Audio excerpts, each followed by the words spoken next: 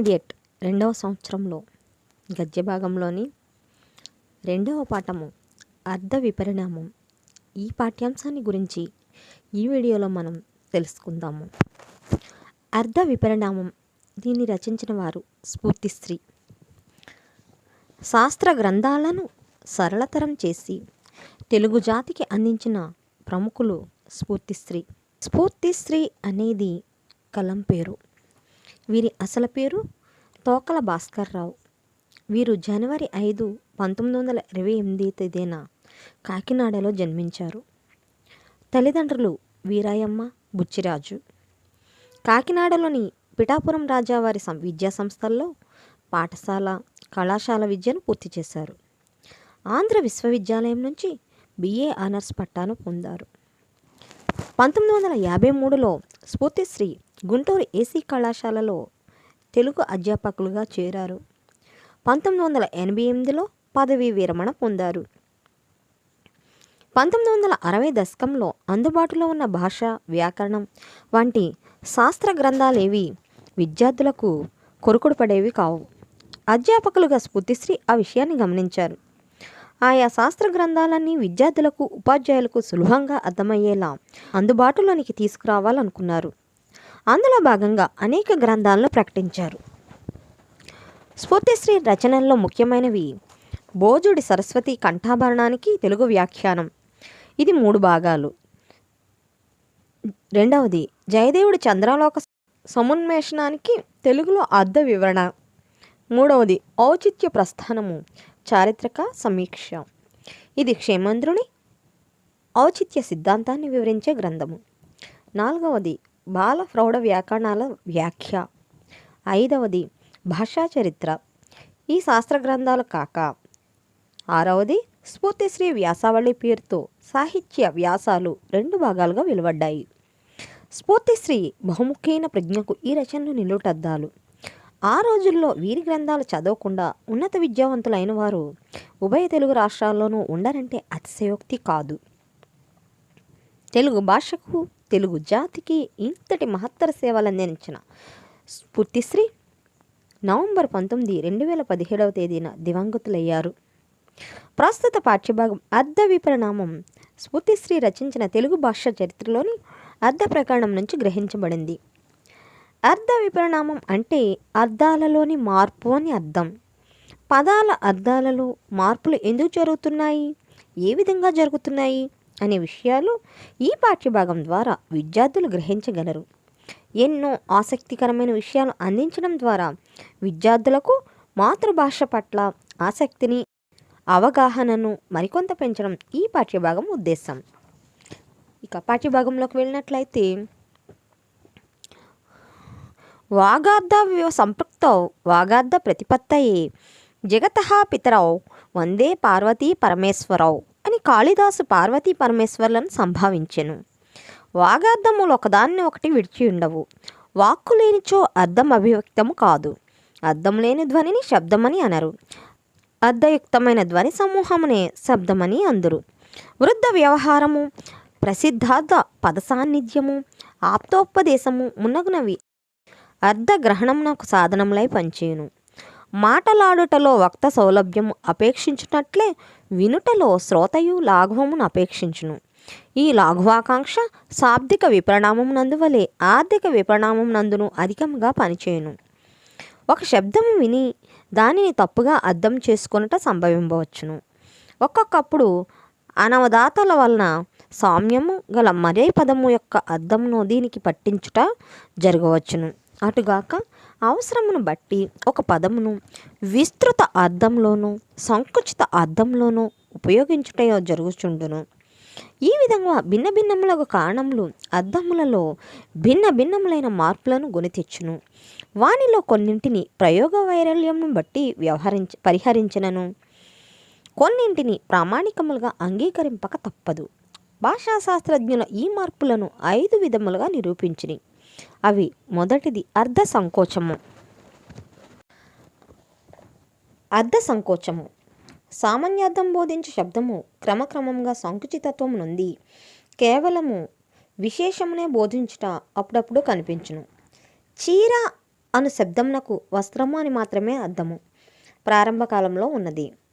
సీతారాములిరువురును నారచీరలు ధరించిన అన్నప్పుడు చీర సామాన్య వాచకము. నేటి కాలమున స్త్రీలు ఉపయోగించు వస్త్రమునకు మాత్రమే చీర అను వ్యవహారం కలదు. వ్యవసాయము అని అనగా పని మాత్రమే అని అర్థము. పాప వ్యవసాయమునందు బుద్ధి వదలకు నిలిపెన్ అను ప్రయోగమునందు పాపకృత్యము అను అర్థమే సంగతమగును. అయినను ఈనాడు ఈ పదము సేద్యము అను అర్థమును బోధించుచు సంకోచము నొందినది. దీనితో సమానార్థకమైన కృషి అను పదము కూడా ఇట్టి సంకుచితత్వమునకు కొంతగా లోనైనది. శ్రమ పడుట అను అర్థం గల ఈ మాట నేటికి వ్యవసాయముగా మారినది. కృషి చేయువాడు కృషికుడై గుణమునొంది కర్షకుడు కూడా నయ్యను.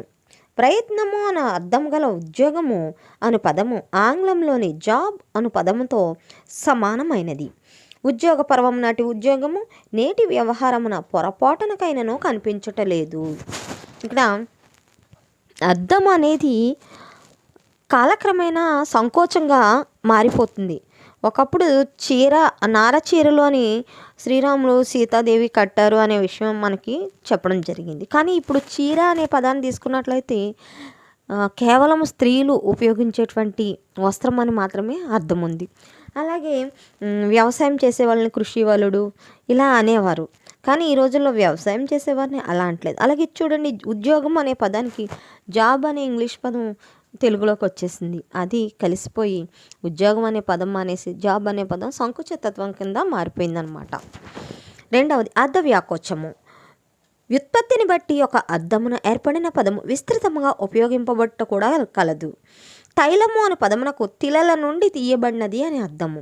కావున కేవలము నువ్వెల నూనెకు మాత్రమే ఇది వాచకము కావలేను.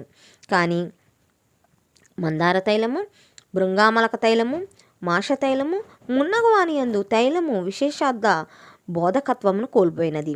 ఇట్లే తెలుగునంది నెయ్యి అను పదమును స్నిగ్ధతా బోధకము. కావున ఆవు నెయ్యి మున్నగు చోట్ల ఆ వైశిష్ట్యమును నిలబెట్టుకొని ఉన్నదనవచ్చును. కానీ నువ్వుల నెయ్యి అను అర్థమున నూనె అని అయినది. కానీ ఇది మరలా వ్యాప్తిని పొంది నువ్వుల నూనె, అవిసె నూనె, వేరుశెనగ నూనె, కొబ్బరి నూనె మున్నగు విధంగా అయినది. నూనె అనునప్పుడు సారభూతమగు స్నిగ్ధ పదార్థము అను అర్థం మాత్రమే మిగిలి ఉన్నది. దీపపు సెమ్మె అను మాట తెలుగున వాడుక యందు కలదు. దీనికి దీపము పెట్టుకొని స్తంభము అని అర్థము. పారసీకమునందు సమ అనగా దీపమని అర్థము. అదే తెలుగున సెమ్మె అని మారినది. అచ్చట ఆధేయమునకు వాచకమైనది, ఇచ్చట ఆధారవాచకమైనది. మాఘము చదువుచుంటిని, భారవి పూర్తి చేసి తిని మున్నగు వాక్యములందు మాఘము మాఘ కవిరచి అయినటువంటి శిశుపాల వదను నిర్దేశించును. భారవి అనునప్పుడు కేవలము కవిని గాక కవికార్యమైన కిరాతార్జునీయ కావ్యమును నిర్దేశించును. ఇట్టి అన్వయమును ఆంగ్లేయులు అలంకారముగా పరిగణించి మెటోనిమి అని పిలుతురు. ఇచ్చట కూడా వ్యాప్తియే కనిపించును. ఇక్కడ అర్ధ వ్యాకోచం, మనం ఒక పదం చెప్పామంటే దాన్ని వ్యాకోచింప చేయడం అన్నమాట. అంటే ఉదాహరణకి చూడండి, మనకి మాఘము చదువుచుంటిని అనే ఒక పదం చెప్పినప్పుడు అక్కడ మాఘ కవి రచి అయినటువంటి శిశుపాల వదన చదువుచున్నాను అని అర్థం అనమాట. అంటే దాన్ని వ్యాకోచించి చెప్పబడుతుంది. కానీ అంతగా చెప్పకుండా మాఘం చదువుచుంటిని షార్ట్ కట్. అలాగే భారవి చదువుచున్నాను అంటే, భారవి అంటే కిరాతార్జునీయ కావ్యము. ఆ భారవి రచించినటువంటి ఆ కిరాతార్జునీయ కావ్యము చదువుచున్నాను అని చెప్పడానికి పూర్తిగా చెప్పకుండా దీనిలో భారవి చదువుచున్నానని వ్యాకోచింప చేయకుండా చెప్పారనమాట. తర్వాత గ్రామ్యత్వము. తొలుత మంచి అర్థంలో ఉండి క్రమక్రమంగా అంతకంటే తక్కువ స్థితికి దిగజారిన పదములు ప్రతి భాషలోనూ ఉండును. తెలుగున కంపు అను పదము అటువంటిది. ప్రారంభ కాలంలో వ్యాపించుట అనే స్వభావము బట్టి సౌగంధ్యమునకు వాచకమైనది. కానీ క్రమక్రమంగా దుర్గంధమునందు రూఢి సంపాదించుకున్నది. ఈనాడు వాసన అను పదము కూడా ఈ స్థితిలోనే ఉన్నది. సువాసన అని వాడినప్పుడే పరిమళము అను స్ఫురణము కలుగుచున్నది. అటుగాక వాసన అని వాడినెడల దుర్గంధము అన్నది ఎక్కువ వ్యాప్తిలోనున్న అర్థము. అంటే రాను రాను వాడుతుండే కొద్దీ పదాల యొక్క అర్థం మారిపోతుంది. ఒకప్పుడు కంపు అంటే ఒక రకమైనటువంటి వ్యాపించుట అనే అర్థం ఉండేది. కానీ ఈ రోజున కంపు అనే పదానికి విపరీతమైనటువంటి దుర్గంధము అనేటువంటి అర్థము తెలుస్తుంది. అలాగే వాసన అనే పదాన్ని కూడా ఒకప్పుడు ఇలా వాసన వస్తుంది అని చెప్పడానికి సువాసన కోసం కూడా చెప్పేవారు. కానీ ఈరోజు సువాసన అంటేనే మంచి వాసన, వాసన అంటే అది కూడా దుర్గంధం అనే అర్థం. అంటే మాట్లాడే కొలది మంచి అర్థంలో ఉండేటువంటి పదాలు కూడా ఇలా మారిపోతున్నాయి అన్నమాట. సంభావన అనగా గౌరవము అనే అర్థము. గౌరవపూర్వకంగా ఇచ్చిన ద్రవ్యమునకు సంభావన వాచకమైనది. నేటి కాలమున సంభావన అచ్చుచోట్ల గౌరవం అదృశ్యమైనది. ఛాందసుడు అనగా వేద విద్య తెలిసినవాడు అని అర్థము. ఈనాడు మూర్ఖుడు అనే అర్థంతో వాడుకలో ఉన్నది. శుశ్రూష అనగా వినవలయు అను కోరిక అని అర్థము. పూర్వము విద్యార్థులు శుశ్రూషతో గురువులను చేరేవారు. గురుకుల సంప్రదాయానుసారము పరిచర్య చేసేవారు. కావున అనుచిత సంపర్కము రాంగ్ అసోసియేషన్ వలన శుశ్రూష అనగా పరిచర్య అనే అర్థము ఏర్పడినది. ఈ విధంగా మార్పును ఆంగ్లమున డీగ్రేడియేషన్ అంటారనమాట. అంటే మొదటగా ఒక పదానికి ఒక అర్థం ఉంటే రాను రాను దాని అర్థము తప్పుగా మారిపోవడాన్ని ఒక విధంగా డీగ్రేడ్ చేయడం అన్నమాట ఈ గ్రామ్యత్వము. తర్వాత తీసుకున్నట్లయితే సౌమ్యత్వము. ఉత్తమమగు శబ్దమును ఉపయోగించి నాగరికులు అర్థమునందలి తక్కువ ధనమును తగ్గింపజూచుట సహజ లక్షణము.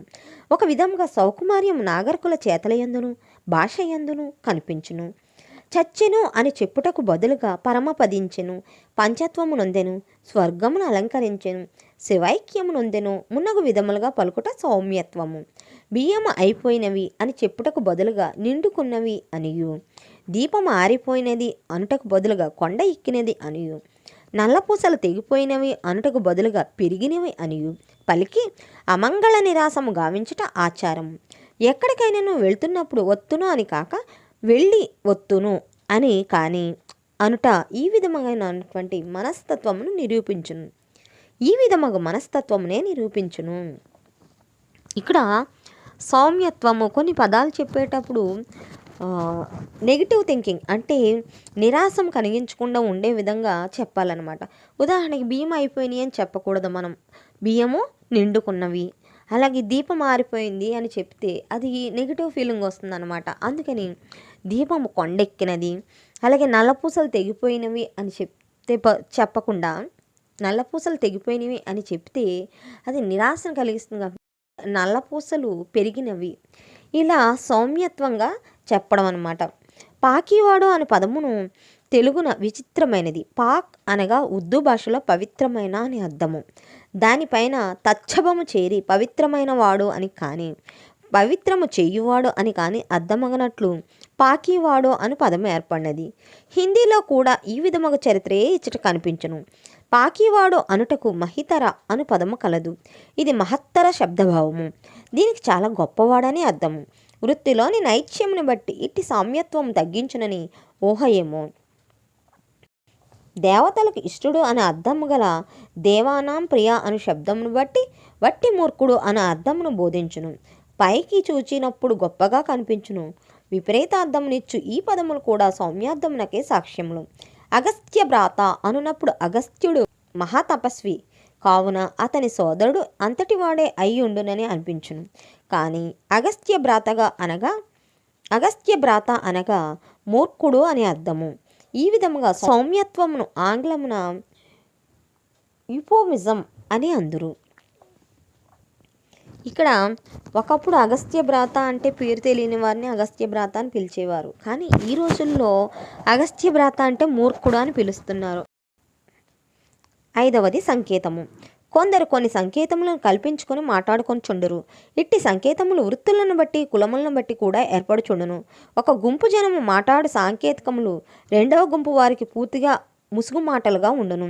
వైదికుల పరిభాషలో యత్పుణ్యం అని అనగా పావులా అని అర్థము. ఇంద్రాణి అనగా వితంతువు అని అర్థము. తగువుల మారి స్వభావం గల వారికి చండిక అని, విశ్వామిత్రుడని, దుర్వాస మహర్షి అని పేరు పెట్టుట కలదు. తగువులు పెట్టు స్వభావం గల వారికి నారదుడు అని పేరు పెట్టి చుందురు. స్వాతంత్రమునకు పూర్వం రక్షక భటులకు ఎర్రటి టోపీలు ఉండేటివి.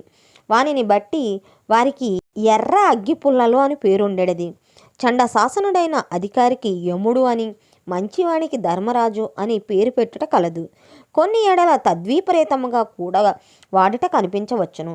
హరిశ్చంద్రుడు అని అబద్ధములు చెప్పు వారిని పిలుచుటయే కలదు. అట్లే బుద్ధిమంతుడు, తెలివైనవాడు మున్నగునవి తద్విపరీతులను గుర్చి ఉపయోగించుటయు కనిపించును. ఇక్కడ మనకి ఇంద్రాణి అని అంటే వితంతువుని, అలాగే యత్పన్యం అని అంటే పావల అనే అనే అర్థాన్ని మనం తెలుసుకున్నాం. అలాగే తగోలు మారి స్వభావం అంటే ఎక్కువగా గొడవలు పడే వాళ్ళని చండిక అని, విశ్వామిత్రుడని, దుర్వాస మహర్షి అని పేరు పెట్టి పిలుస్తారట. అలాగే తగోలు పెట్టే వాళ్ళనేమో నారద మహర్షితో పోలుస్తారు. అలాగే పూర్వకాలంలో స్వాతంత్రం రాకపూర్వము రక్షక భటులకి ఎర్ర టోపీలు ఉండేవి, అందుకని వాళ్ళని ఎర్రగ్గి పుల్లలు అని పిలుస్తారట. ఇవన్నీ కూడా సంకేత భాష అన్నమాట. గంగిగోవు, లేడిపిల్ల, తాబేలు మున్నగునవి స్వభావమును, చురుకుదనమును, నడకను బట్టి పెట్టెడి పేళ్ళు. ఎర్రతేలు, పచ్చిమిరపకాయ, సీమ టపాకాయ మున్నగునవి లోపలి చురుకుదనమును గమనించి పెట్టెడి పేర్లు. వీని యందు రూపకల్పనము, సాదృశ్య సంధానము ఏదో ఒకటి ఉండును. ఈ విధముగా మానవుడు తనకు అందుబాటులో ఉన్నంత వరకు మాటలను మలుచుకుని ఉపయోగించుకొనిచుండును. అర్ధగ్రహణమునందలి అసమర్థతయే కాక భృగ్యంతరమున వాడుటలోని ఆకర్షణయు ఆసక్తియు కూడా ఈ మార్పులకు కారణములు. మానవుని మనస్తత్వంలోని వైశిష్ట్యమే భాష యందలి శాబ్దికార్థిక విపరిమాణములకు ప్రధానమైన కారణమని భావింపవచ్చును. ఇతరములకు కారణములు దీనికి సహకారులై పనిచేయును. అర్థముల యందు గలుగు మార్పులను తెలుపు భాగములు శాస్త్రజ్ఞులు సెమాంటిక్స్ అని పిలుతురు. వేరువేరు పదముల అర్థములను, అవి పొందిన మార్పులను, వాని కారణములను పరిశీలించుట ప్రత్యేకమొక గ్రంథము కాదగినంత విషయము. ఇక్కడ మనము కొన్ని పేర్లను వారి యొక్క స్వభావాలను బట్టి, అంటే కొన్ని జంతువులతో కూడా పోల్చవచ్చని రచయిత చెప్తున్నారు. గంగిగోవు, లేడిపిల్ల, తాబేలు ఈ యొక్క జీవుల యొక్క స్వభావాలను బట్టి కొందరికి పేర్లు పెడతారు. అలాగే ఎర్రతేలు, పచ్చిమిరపకాయ, సీమ టపాకాయ ఇలాగ కూడా వాళ్ళ యొక్క స్వభావాన్ని బట్టి, అంటే సంకేతంతో వారిని ఆ విధంగా పిలవడం అనేది జరుగుతుందని రచయిత వివిధ రకాల సంకేతములను ఉపయోగించి కూడా మనుషులను పిలవవచ్చు అనే ఉద్దేశంతో రకరకాల అర్థ విపరిణామాలను గురించి ఈ పారాగ్రాఫ్లో మనకు చెప్పడం జరిగింది. చూసారుగా విద్యార్థులు, మనము ఈ పాఠంలో అర్థం యొక్క పరిణామాలు ఏ విధంగా ఉంటాయి అనేది తెలుసుకున్నాము. దీనికి సంబంధించి కొన్ని ప్రశ్నలు ఉన్నాయి చూడండి. మొదటగా వ్యాసరూప సమాధాన ప్రశ్నలు తీసుకున్నట్లయితే, 1వది అర్ధ సంకోచ వ్యాకోచాల గురించి తెలపండి. 2వది అర్ధగ్రామ్యత సౌమ్యతలను గురించి వివరించండి. ఇక సంక్షిప్త రూప సమాధాన ప్రశ్నలు తీసుకున్నట్లయితే, అర్ధ విపరిణామంలో సంకోచమును గురించి రాయండి. 2వ ప్రశ్న తీసుకుంటే అర్ధ విపరిణామంలో వ్యాకోచమును గురించి రాయండి. 3వ ప్రశ్న తీసుకుంటే అర్ధ విపరిణామంలో సంకేతార్థం గురించి రాయండి. 4వ ప్రశ్న తీసుకున్నట్లయితే స్ఫూర్తి స్త్రీ సాహిత్య కృషిని తెలపండి. ఇక ఏకవాక్య పదరూప సమాధాన ప్రశ్నలు తీసుకున్నట్లయితే, మొదటిది స్ఫూర్తి స్త్రీ అసలు పేరేమిటి? 2వది చీర అను పదానికి పూర్వకాలంలో గల అర్థం ఏమిటి? 3వది పూర్వకాలంలో వ్యవసాయము అంటే అర్థం ఏమిటి? 4వది భారవి రచించిన గ్రంథము పేరేమిటి? 5వది మాఘకవి రచించిన గ్రంథము పేరేమిటి? 6వది నేటి కాలమున నారదుడు అంటే అర్థమేమిటి? ఈ విధంగా మనము అర్ధ విపరిణామము అనే పాఠాన్ని గురించి ఈ వీడియోలో తెలుసుకున్నాము. మీకు గనక నా వీడియో నచ్చినట్లయితే నా ఛానల్ శిరీష లెసన్స్ను లైక్ చేయండి, షేర్ చేయండి, సబ్స్క్రైబ్ చేయండి. అలాగే మీ స్నేహితులకు కూడా పంచండి. Thank you for watching.